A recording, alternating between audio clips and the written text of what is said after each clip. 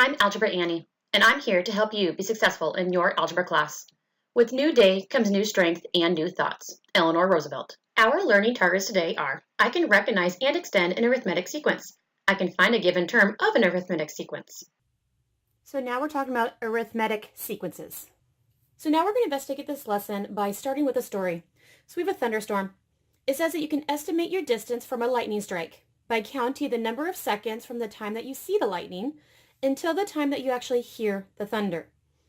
So when you list these times and when you list these distances in order, the list forms a sequence. A sequence is a list of numbers that may form a pattern. So it doesn't always form one. Each number in the sequence is called a term. So here's our table. At 1 second, it's a distance of 0.2. At 2 seconds, it's a distance of 0.4. So the amount of time it was and how far away it was. Can you list the distances as a sequence? So can I list these distances? So the first one was 0.2, then it was 0.4. I'm going to list all the distances in order. And the table would continue to go on. This is called a sequence. It's a sequence of all the distances that we saw. Well, looking at this, what was term 1? To answer this question, we would have to say that term 1 was, here's the first term, term 1 was 0.2. Well, what was term 7? We would have to then write that term 7 was 1, 2, 3, 4, 5, 6, 7. Term 7 was 1.4. Well, what was term 5? If we wanted to answer that, we would have to write that term 5 was 1, 2, 3, 4, 5, 1.0. So this is a lot of writing that term 1 is 0.2, term 7 is 1.4. You could have found them over here in the table. Term 1 was 0.2, term 5 was 1.0. It was quicker to find it in the table than it was in the sequence. They're kind of all interrelated. Now, if I asked you to look at that very same table and tell me what pattern that you noticed. So if I started at 0.2, what would I have to have done to 0.2 to get 0.4? Well, I would have had to add 0.2. If I was at 0.4 and I wanted to get the next number, which was 0.6, you would have added 0.2. If I keep going, how do I get from 0.6 to 0.8? I would have had to add a 0.2. How do I go from 0.8 to 1.0? I would have added a 0.2. If you go down, you keep noticing that the pattern is the same. I keep adding a 0.2 each and every single time. So I notice that the pattern is the same. If the pattern is the same, I can make a prediction.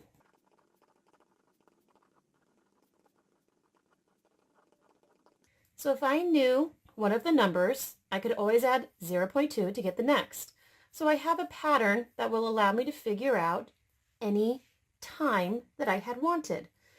Well, when the terms of a sequence differ by the same exact non-zero number, d, so I see they differ by the same exact non-zero number, the sequence is called an arithmetic sequence. So the fact that this is the same exact number, since they are all the same number, then this is an arithmetic sequence. And D is the number that you see that's the same each time. We call it the common because it's what they all have in common. And it's the common difference because that's how you got from one to the other. It is the difference between all of the numbers. So D is the common difference.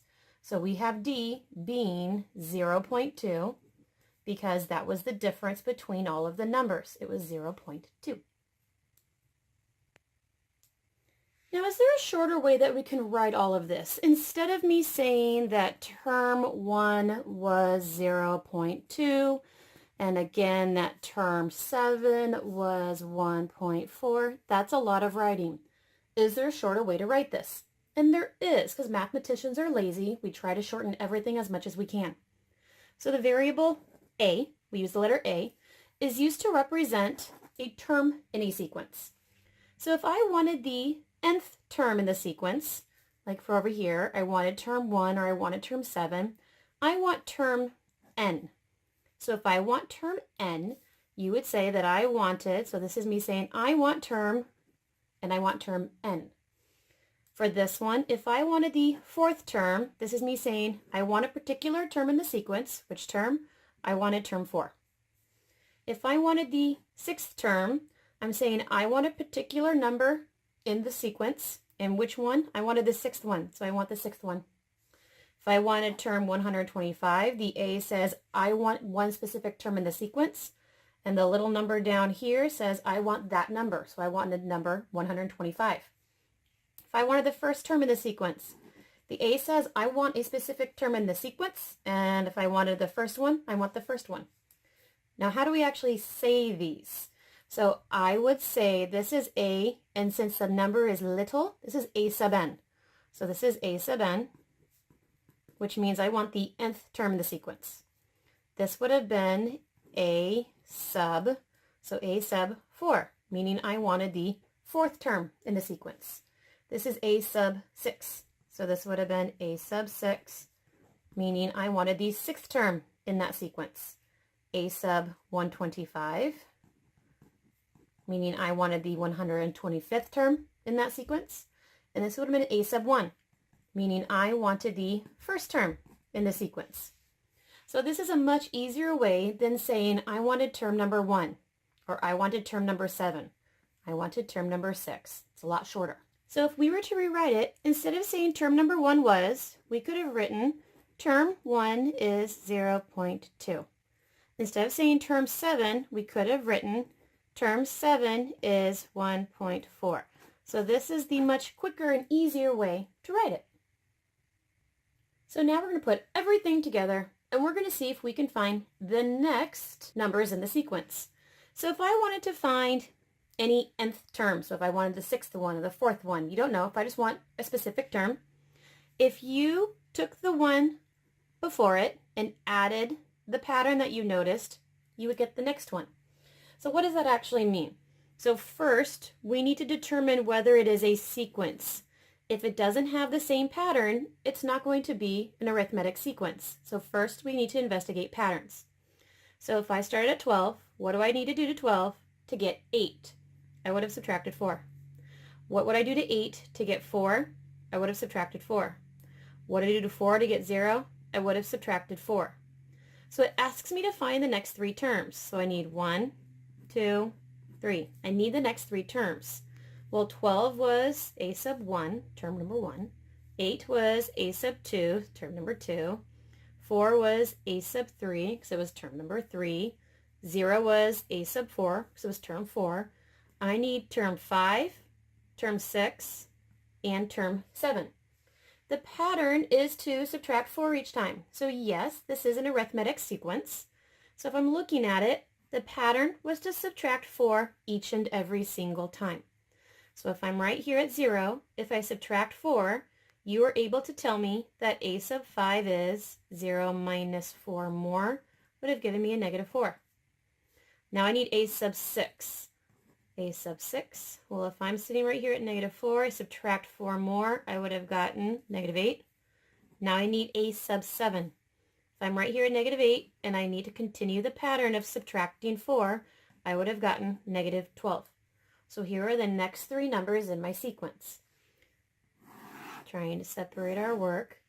Is there a different way to write this so we might be a little more organized? You could. So we need the next 3 numbers in our sequence if we are able to prove that this is actually an arithmetic sequence. So if I am at 1, what do I do to 1 to get 4? 1 plus 3 would have given me 4. If I'm at 4 and I want to get 9, 4 plus 5 would have given me 9. If I'm at 9, what do I do to get 6? I would have added 7. It's not the same each every time, so this is not an arithmetic sequence. If it is not an arithmetic sequence, we can't figure out the next term. So that isn't our answer and we're done. So let's go down here and check the next ones. I am at negative 3/4. What do I do to negative 3/4 to get a negative 1/4? So negative 3/4, I would have added 1/2 and that would have given me a negative 1/4. If I'm at negative 1/4, but what do I have done to get a positive 1/4? I would have added another half. If I'm at 1/4, what do I do to get another 3/4, I would have added a 1/2. Well, instead of writing them as halves, it might have been easier for you to see that you would have added 2/4, added 2/4, added 2/4. Because if I have 1/4 and I add 2/4, I end up having 3/4. So my difference, I see my difference is 2/4. It's all the same. So yes, this is an arithmetic sequence. So now I need to figure out the next 3 terms. So if I'm sitting here at 3/4 and I needed to add 2 more fourths, I would have had 5/4. If I needed to add 2 more fourths, because that's the difference, I would have had 7/4. If I needed to add 2 more, I would have ended up having 9/4. So here are the next 3 terms in my sequence. What about the next one? If I am sitting here at -4, what would I have done to -4 to get -2? I would have had to add 2. What would I do to -2 to get 1? I would have ended up adding 3. What would I have done to 1 to get 5? I would have ended up adding 4. This is not a pattern that is consistent, so this is not an arithmetic sequence. If it's not an arithmetic sequence, we cannot use our arithmetic sequence formula to come up with the next 3 terms. So we're done. So using this method of adding each and every single time is really easy if we're just trying to find the next 3 terms. Well, this would have been very hard to do if I asked you to find the 125th term. I don't really want to add 1/2 125 times. So what would we do if we needed a bigger number? It's probably no surprise that we actually have a formula for that. So my printer didn't print very well. If I wanted the nth term, all I need to do is take the first term of the sequence and then I add how many different times do I need to add it. So you would do n minus 1 and you need to multiply that by the difference. So this is the formula that we will end up using. So separating my work so I can see what we're doing. So if I wanted the nth term, I wanted the 21st term. That meant my n was going to be 21. So I had terms. I have term 1, term 2, term 3, term 4. My formula says I need to have the first term. What was my first term in the sequence? The first term in the sequence was 3, because this right here is a sub 1. I also noticed that I end up needing my d. My d was the difference. So if I started at 3, what did I do to 3 to get 8? I added 5. If I was at 8 and I needed to get 13, I would have added 5. If I was at 13 and I needed to get to 18, I would have added 5. I see that the common change, the common difference, is to add 5 each and every time. So these are the numbers I'm going to need to plug into my formula. I always start off by writing my formula because I don't want to accidentally mess up. There's a lot to this one. So a sub n. What is n? N is actually 21. I wanted the 21st term.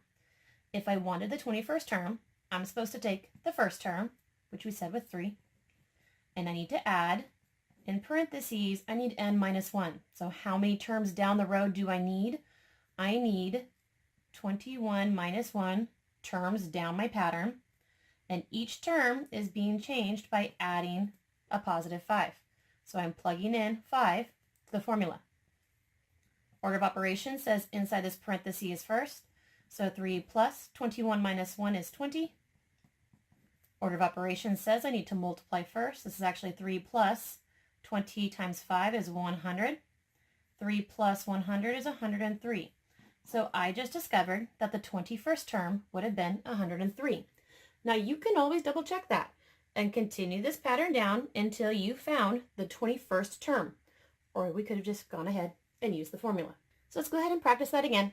So over here, I need to somehow identify n, identify my first term, and identify the difference that's going to be changing every single time. N represents which term we were looking for. I wanted the 18th term. So my n is 18. It told me the first term in the sequence is -2. So the first term in my sequence is -2. And they actually don't tell me the sequence at all. They just told me what my difference is. My difference is subtracting 3 each and every single time. So we have all the information we need to plug into our formula. So a sub n if I wanted the nth term of the sequence, I'm supposed to take the first term, and then I'm supposed to add how many spaces down the sequence did I need, and I'm supposed to multiply that by d. So I wanted the 18th term, so I needed a sub 18. I just replaced n with 18 because n was actually 18. Do I know the first term? I do. It told me the first term was negative 2. So instead of saying a sub n, I'm doing negative 2. I'm supposed to add. Now this is how many spaces down the sequence did you need? I needed 18 minus 1 spaces down the sequence. And d is the number that is being changed every single time. I'm subtracting 3 every single time. So I need to multiply that by a negative 3. Order of operations says this parenthesis is first, so negative 2 plus 18 minus 1 is 17. Order of operations says I need to multiply. So 17 times a negative 3 is a negative 51. Negative 2 plus a negative 51 would have given me negative 53. So you could have tried 18 times, gone down the sequence and found the 18th term, or use the formula and you found out the 18th term was negative 53. Now moving on to the next formula.